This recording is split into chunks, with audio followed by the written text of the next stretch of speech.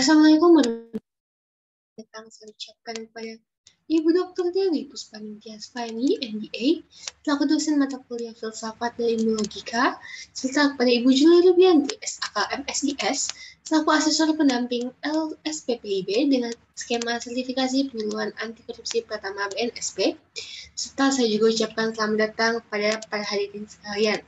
Perkenalkan, nama saya Rostiana Bionomi, dan pada hari ini saya akan menjelaskan mengenai materi dasar penyuluhan anti korupsi.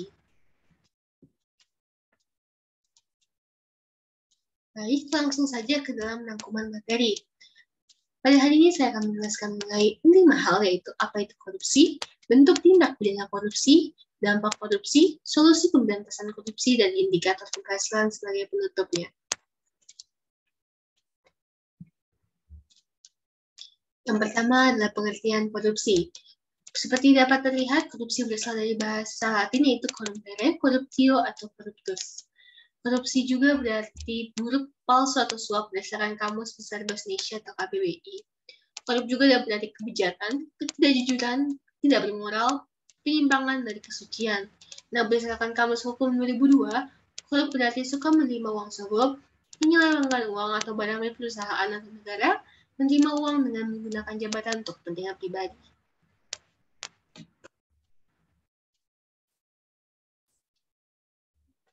Lalu selanjutnya adalah dasar pemberantasan hukum korupsi. Di sini telah saya cantumkan 5 hukum dasar pemberantasan korupsi di Indonesia. Yang pertama adalah TAP MPR nomor 9 garing MPR garing 1998 tentang penyelenggaraan negara yang bersih dan bebas korupsi, kolusi, dan nepotisme. Yang kedua adalah UU nomor 31 tahun 1999, Junto UU nomor 20 tahun 2001 tentang pemberantasan tindak pidana korupsi. Lalu selanjutnya ada UU nomor 30 tahun 2002, Junto UU nomor 19 tahun 2019 tentang Komisi Pemberantasan Tindak Pidana Korupsi atau KPK. Lalu yang keempat adalah UU nomor 15 tahun 2002 tentang tindak pidana pencucian uang. Dan yang terakhir adalah Peraturan Pemerintah nomor 71 tahun 2000 tentang tata cara pelaksanaan peran serta masyarakat dan pemberian penghargaan dalam pencegahan dan pemberantasan tindak pidana korupsi. Baik, langsung saja kita masuk ke dalam tindak pidana korupsi. Seperti yang kita ketahui, terdapat 30 bentuk TPK atau tindak pidana korupsi yang dikelompokkan ke dalam 7 kelompok yang berbeda, yaitu kerugian keuangan negara, suap penyuap, penggelapan dalam jabatan, pemerasan, perbuatan curang, benturan kepentingan dalam pengadaan, dan juga gratifikasi. Nah, untuk kerugian keuangan negara ini seperti yang diatur, bagi pelanggar atau membuat kerugian keuangan negara dapat dipenjara paling sedikit 4 tahun dan paling lama 20 tahun dengan denda paling sedikit 200 juta rupiah dan paling banyak 1 miliar rupiah. Lalu selanjutnya adalah suap menyuap yang berdasarkan pasal 5 UU nomor 20 tahun 2001 dapat dikenai pidana penjara paling singkat 1 tahun dan paling lama 5 tahun dengan denda paling sedikit 50 juta rupiah dan paling banyak 250 juta rupiah. Suap menyuap itu seperti apa sih? Nah, suap menyuap itu terjadi apabila adanya kerjasama antara kedua belah pihak. Kita contohkan misalkan dalam suatu universitas, mahasiswa ini mengatakan kepada dosennya bahwa saya akan memberikan Anda 250.000, tetapi nilai saya harus A ya, gitu seperti itu. Itu merupakan suap menyuap dan dapat dilaporkan di dalam pihak yang berwajib. Selanjutnya adalah penggelapan dalam jabatan. Contohnya adalah misalkan suatu direktur dalam perusahaan A menggelapkan dana perusahaan tersebut untuk kepentingan pribadi, itu penggelapan dalam jabatan. Nah, ini dapat dipidana dengan penjara paling singkat 3 tahun dan paling lama 15 tahun, serta denda paling sedikit 150 juta rupiah dan paling banyak 250 juta rupiah. Lalu selanjutnya adalah pemerasan. Pemerasan ini contohnya seperti apa sih? Contohnya ini sebenarnya pemerasan banyak di Indonesia. Contohnya adalah di kepolisian, misalkan contohnya saya kehilangan kendaraan motor atau saya kehilangan motor dan saya melaporkan ke polisi dan polisi tersebut mengatakan bahwa aduh maaf, untuk melaporkan untuk menindaklanjuti pencurian ini diperlukan biaya tambahan sebesar 50 juta rupiah. Nah, biaya tambahan ini disebut dengan pemerasan. Nah, apabila mengalami hal seperti ini maka wajib dilaporkan pada pihak yang berwajib.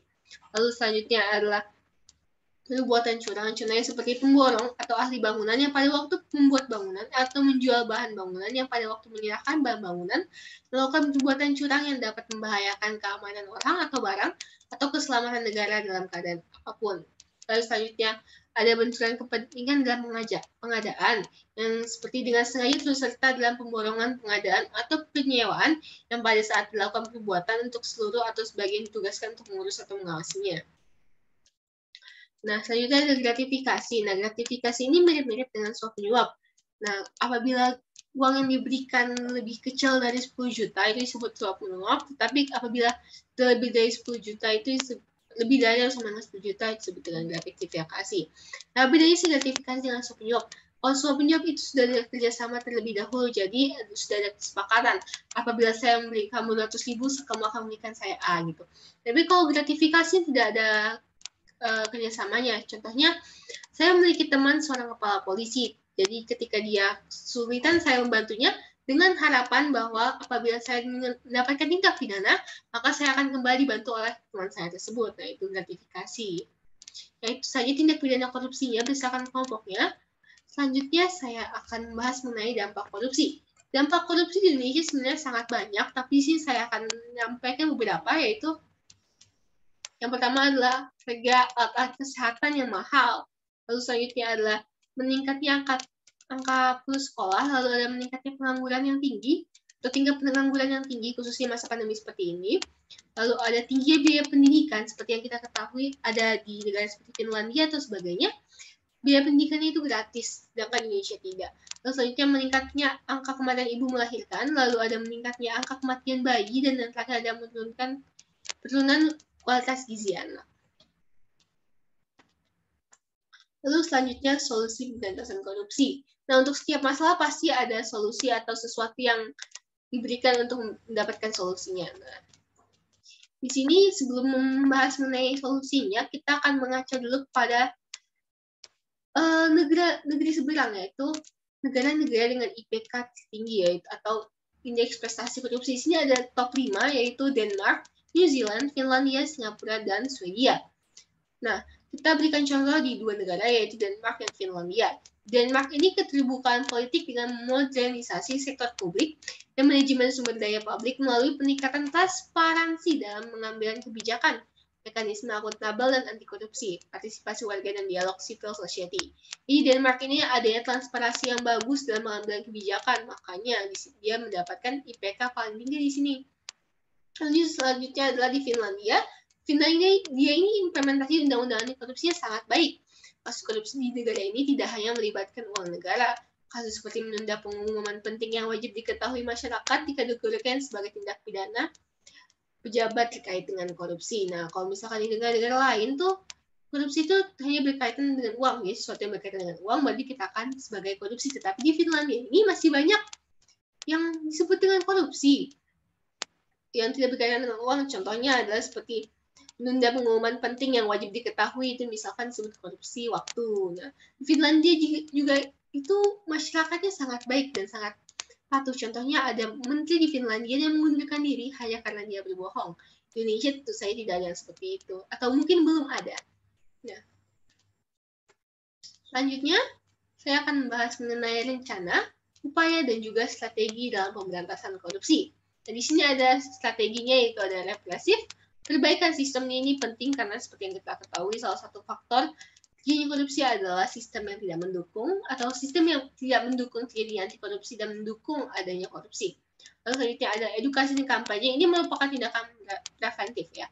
Lalu ini upayanya seperti yang kita ketahui melakukan tindakan preventif, tadi ada edukasi dan kampanye, lalu melakukan edukasi sedini mungkin, mengembalikan uang negara, melakukan pengawasan melekat, karena tentunya apabila tidak ada pengawasan tingkat korupsi dapat meningkat. Lalu ada mensosialisasikan penyuluhan anti korupsi. Yang keenam ada perbaikan sistem pengawasan, karena apabila pengawasannya baik maka korupsi dapat diminimalisir. Lalu yang ketujuh adalah mempermudah sistem perizinan. Dan seperti yang kita ketahui banyak sekali di Indonesia bahwa perizinan membutuhkan uang atau disebut uang perizin. Nah, selanjutnya ada rencana dalam melakukan solusi ini. Nah, untuk membuat rencananya kita harus membuat metode SMART, specific, measurable, attainable, relevant, and timely.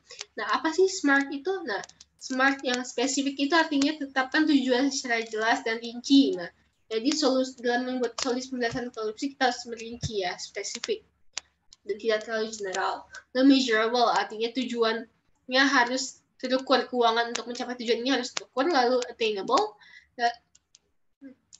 yaitu tujuan tersebut realistis ya. Lalu selanjutnya relevan, yaitu membuat anggaran yang dan tujuan yang masuk akal, dan terakhir adalah timely, yaitu tujuan ini memiliki batas waktu yang nyata. Nah, selanjutnya kita masuk ke poin terakhir, yaitu indikator keberhasilan. Nah, apa sih indikatornya bila tindak pengurangan korupsi ini bagus? Yaitu ada yang di sini ada 4 saya tentukan. Yang pertama adalah menurunnya presentasi tindak pidana korupsi, kepercayaan publik terhadap pemerintah menguat, pengembalian uang negara meningkat, dan yang terakhir ada sistem pengawasan melekat pada instansi-instansi efektivitas yang meningkat. Tentu saja indikator keberhasilan ini, apabila keempat yang tercapai, maka tujuan kita sendiri akan sukses, yaitu menghapus segala bentuk korupsi dan rangka menunjang terwujudnya good governance. Kira-kira itu saja presentasi saya hari ini. Kurang lebihnya saya ucapkan mohon maaf dan terima kasih. Wassalamualaikum warahmatullahi wabarakatuh.